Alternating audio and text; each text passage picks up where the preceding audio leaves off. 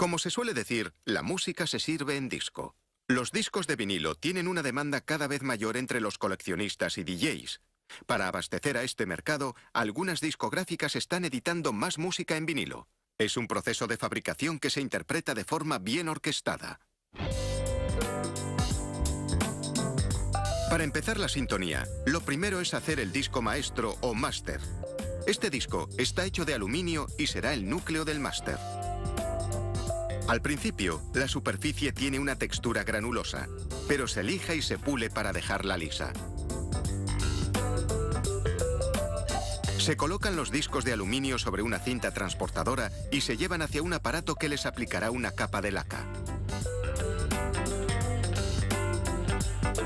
El disco entra en la cortina de pintura. Una laca de nitrocelulosa cae de una abertura fina y larga, formando un velo o cortina. El disco pasa por la cortina y recibe la capa de laca. Unos rodillos con rasquetas eliminan el sobrante. Esa laca se reutilizará. La laca empieza a secarse inmediatamente. Los disolventes se evaporan y la capa se endurece, formando un acabado similar al del esmalte de uñas.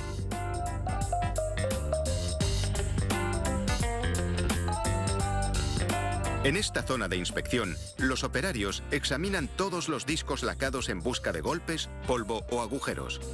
No se toleran ni la más mínima imperfección. Por eso el índice de rechazo es alto, sobre el 50%. Los discos rechazados se reciclan. Los másters buenos se cantean con un borde de plástico. Eso impedirá que se rocen cuando se apilen y se dañe el acabado. A continuación, se coloca el disco sobre una perforadora hidráulica que hace un agujero en el centro. Después se coloca sobre un mandril. Un brazo robótico desliza un anillo de plástico por el mandril, depositándolo alrededor del agujero central del disco. Al igual que el borde de plástico, el anillo también sirve para separar los discos. Los másters ya están preparados para viajar al estudio.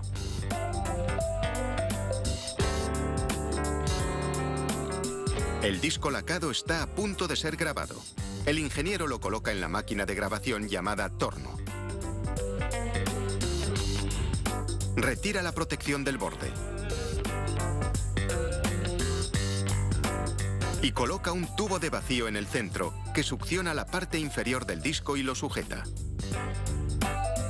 El ingeniero mueve la cortadora y un microscopio sobre el disco. Baja la cortadora sobre el borde exterior del disco y hace un corte de prueba. Coloca un microscopio justo sobre la ranura de prueba y la observa. Realiza ajustes en el corte y ya está listo para grabar. El torno corta el surco de entrada y comienza la música. La cortadora con punta de zafiro graba el sonido en el disco. De principio a fin, la grabación será un surco continuo.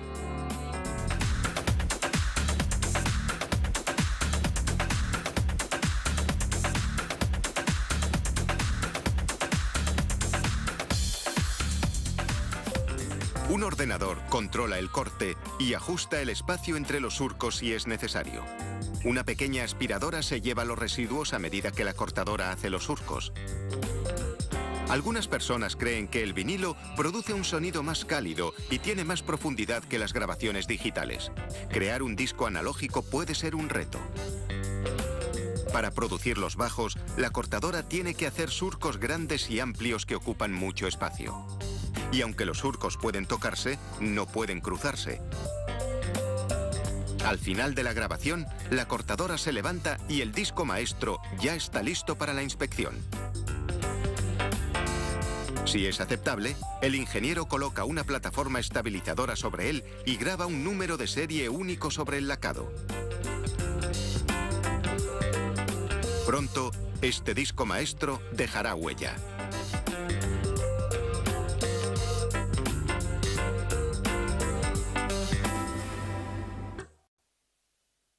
El disco maestro ya está grabado, pero la superficie lacada es demasiado delicada para usarlo. Se ha hecho únicamente para servir de molde. Literalmente, tendrá que ser presionado para hacer versiones más duras de los surcos grabados. Y eso permitirá a los fabricantes hacer muchas copias a partir de uno solo.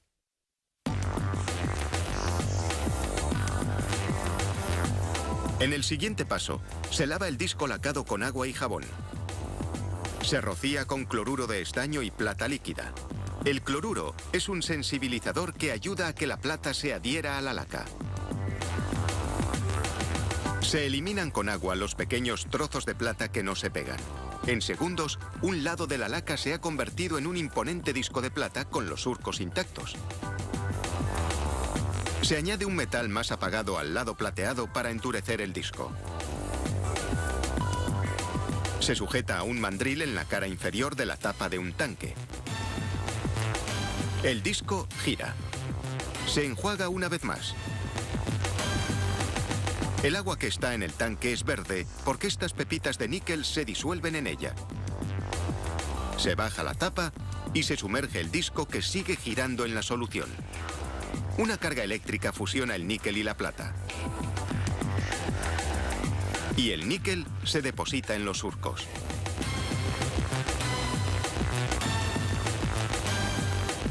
Ahora se retira del tanque y se separa la capa de metal del disco lacado original.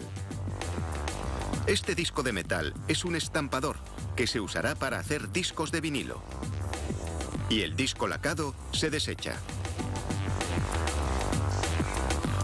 Se localiza el centro exacto del estampador. Un operario lo coloca bajo el microscopio, que es parte de un punzón de centrado óptico. Mientras el disco estampador gira, se alinean los surcos con una guía en el visor. Cuando encuentra el centro, hace un orificio.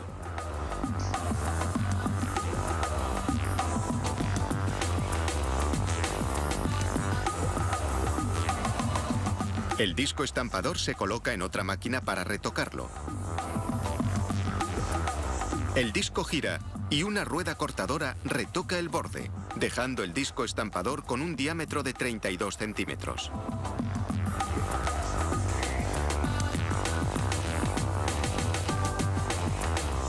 Después se preparan las etiquetas. Un punzón perfora el centro del taco y hace los orificios.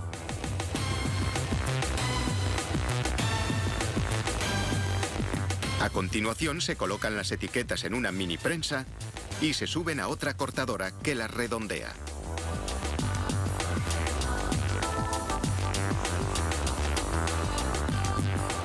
Se vierten unas bolitas de cloruro de polivinilo negro en una tolva. Las bolitas caen en una extrusora que las convierte en unas almohadillas de goma caliente llamadas galletas. Unos elevadores encima y debajo empujan las etiquetas hacia cada cara de la galleta. Unos dispositivos de succión las sujetan mientras un carril mueve la galleta hacia adelante. Después deja caer la galleta y las etiquetas en la prensa. Dos estampadores montados en la prensa aplican 100 toneladas de presión. Funden la galleta y la convierten en un disco. Un ciclo rápido de enfriamiento lo endurece y une las etiquetas al vinilo. Un carril los lleva hasta la mesa de retoque. La mesa gira el disco contra una cuchilla que elimina los bordes desiguales. Después, la mesa lleva el disco retocado a la pila de los terminados. Y el proceso comienza de nuevo.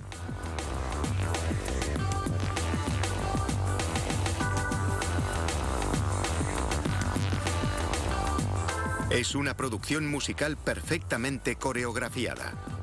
Cuando un disco sale de la prensa, otro ocupa su lugar.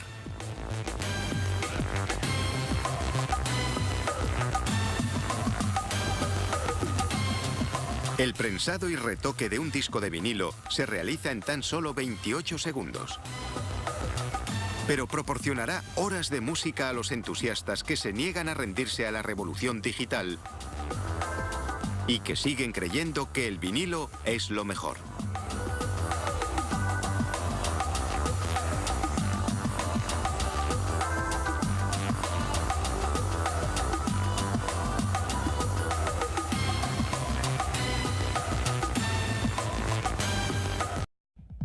El tocadiscos.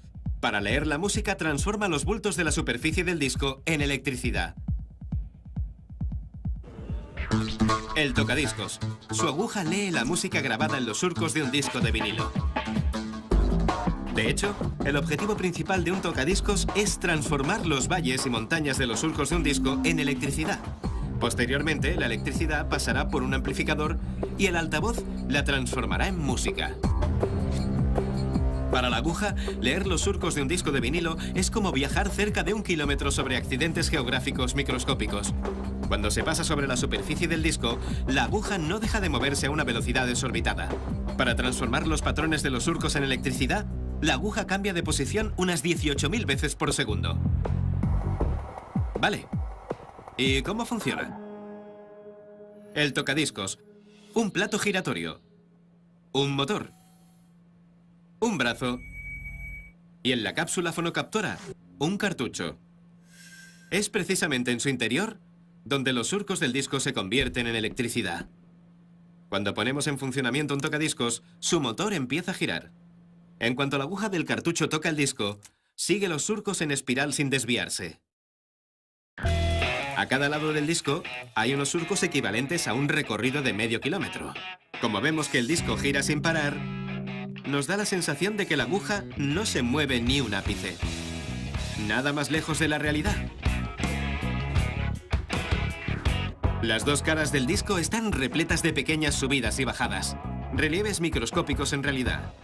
Algunos son 3.500 veces más finos que un pelo humano. Estos relieves diminutos representan la música que se ha grabado previamente sobre el disco. Y la misión del tocadiscos consiste en transformarlos en electricidad. Operación que tiene lugar en el cartucho. Y solo hay una manera de averiguar cómo funciona: desmontándolo.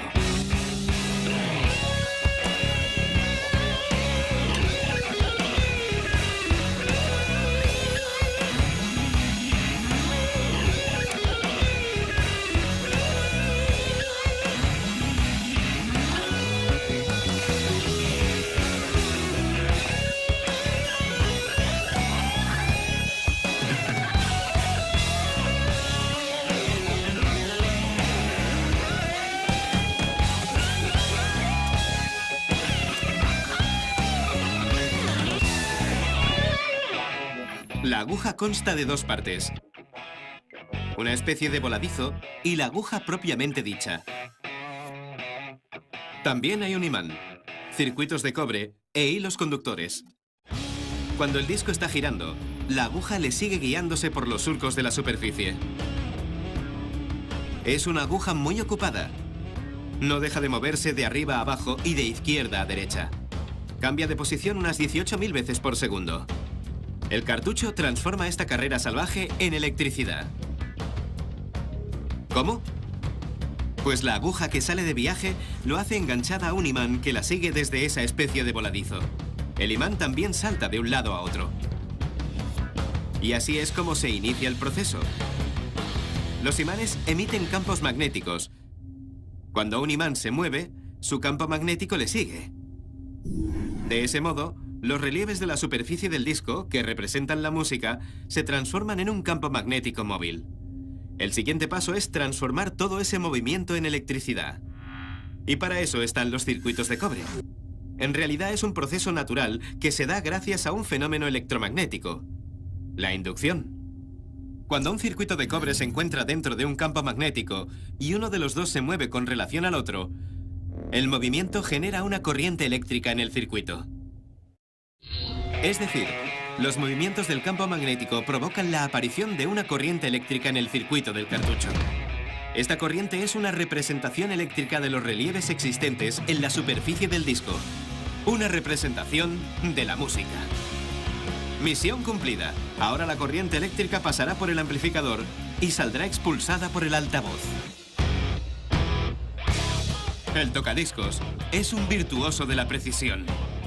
Explota con mucho ingenio un fenómeno magnético. Detecta bultos 3.000 veces más finos que un pelo humano. Y los transforma en corriente eléctrica que representa la música.